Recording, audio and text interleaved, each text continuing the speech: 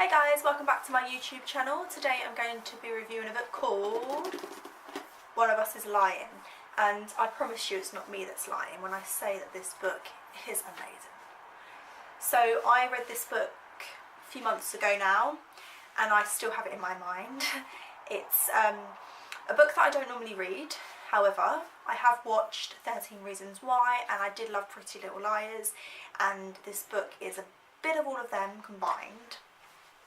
So, One of Us is Lying is by Karen M. McManus, and it's featured in a school, Bayview High, and it's got 4 main characters in it, and there is another main character, but he is the boy that dies in this book. So there's 4 main characters: a geek, a jock, a criminal and a princess. Now, One of Us is Lying is about 5 students that go into detention, and one of them dies. Okay, he gets killed in detention or dies in detention, whichever way you want to see it, and it's the mystery of how he died and why. So 5 students walk into detention, only 4 leave alive. Yale hopeful Bronwyn has never publicly broken a rule. Sports star Cooper only knows what he's doing in the baseball diamond. Bad boy Nate is one misstep away from a life of crime. Prom queen Addy is holding together the cracks of her perfect life. And outsider Simon, creator of the notorious gossip app at Bayview High, won't ever talk about any of them again. He dies 24 hours before he could post their deepest secrets online. Investigators conclude it's no accident, all of them are suspects. Everyone has secrets, right? What really matters is how far you'll go to protect them. Wow. So the book is split into different chapters. One chapter will be about Bronwyn, the next one is Cooper, Nate and Addy, and it talks about their point of view throughout the whole of the story. So a little bit like if you've seen 13 Reasons Why, where each tape will be about the different characters. In this, it's like every chapter is about a different character's point of view. So one occasion they'll all be together in a room and you'll see Bronwyn's side, then you'll see Cooper, Nate and Addy's side of that point. I don't even know where to start with this actually. So it starts off I'm going to try not to do as spoilers, and I'll let you know if it is a spoiler. So basically, the 5 students go into detention and they've all had a mobile phone in their bag. Now, when you see the characters and when you learn a little bit about them, you realise that Bronwyn is the sort of person that will not have a mobile phone in her bag and be using it in class. So they all start to think, oh, hang on a minute, I've been set up here, what's going on? And none of them really get along with Simon. Although Bronwyn hasn't actually encountered Simon and hasn't been on his page or anything like that, you know, you start to see, well, actually she doesn't like him for what he is like. So he has this app that he posts everyone's deepest, darkest secrets, and he gossips on this app. And it's basically his creation. He's created it, I can't remember how many years beforehand, but he's created this app, and that is how he has become fearless. It's like one of those news websites that you see about celebrity gossip. So basically he'll have a secret about someone, like say for example he saw someone kissing a teacher, he will then put the person down and he'll put their initials. So it would be AB and JW were in the classroom, I saw them, and you know, we'll talk about them.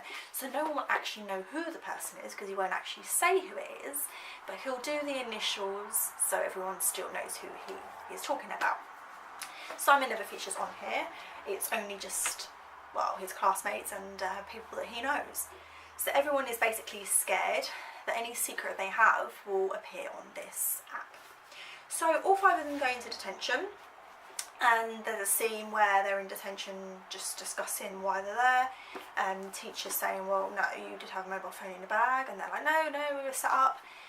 And then all of a sudden, Simon takes a sip of water. He's got it in the cup, he goes to the sink, gets his cup, comes to the front where you can see everyone. Something goes on outside, car crash, or a car like smashing into another car, no one dies, it's just a bit of a distraction. Everyone looks out, looks back at Simon, he sips his cup, and starts choking. Oh my god, what's going to happen? Cooper runs out to try and get an EpiPen, because Nate says that he's allergic to peanuts, and Bronwyn's like going to get the teacher. Cooper's there, Addy's there, they're all there, and Simon goes into hospital in intensive care. He then dies not long after. The 4 people that were in the room know who each other are. So Bronwyn knows Nate from it's America, so it's like junior school or below primary school, whatever. And Cooper and Addy are in the same kind of clique at school. Addy's dating Cooper, one of Cooper's best friends, but they're not like best friends, Addy and Cooper.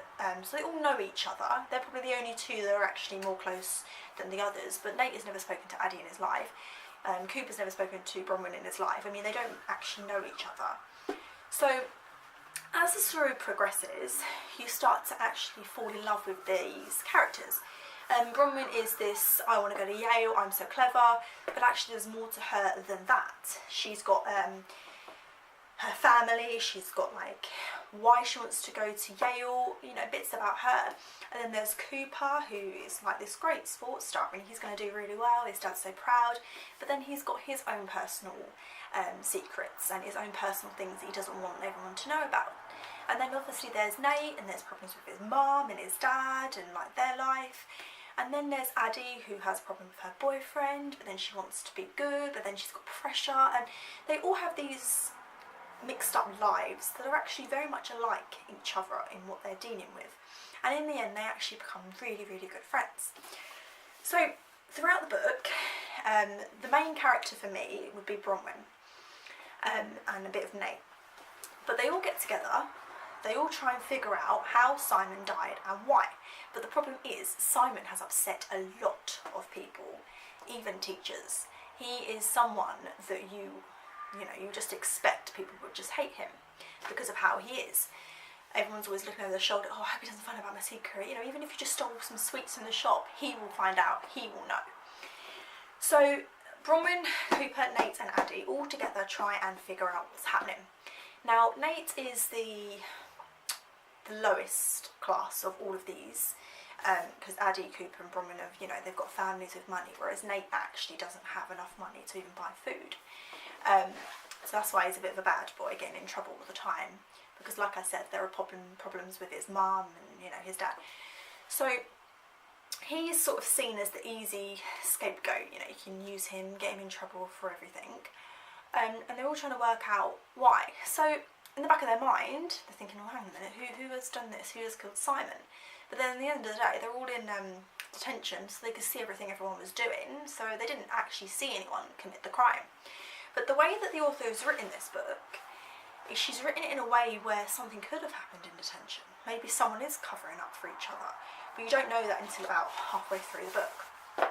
So at one point, you start to see that Nate is the scapegoat, although part of you's thinking, please don't let it be him, please don't let it be him, because Nate is a great character.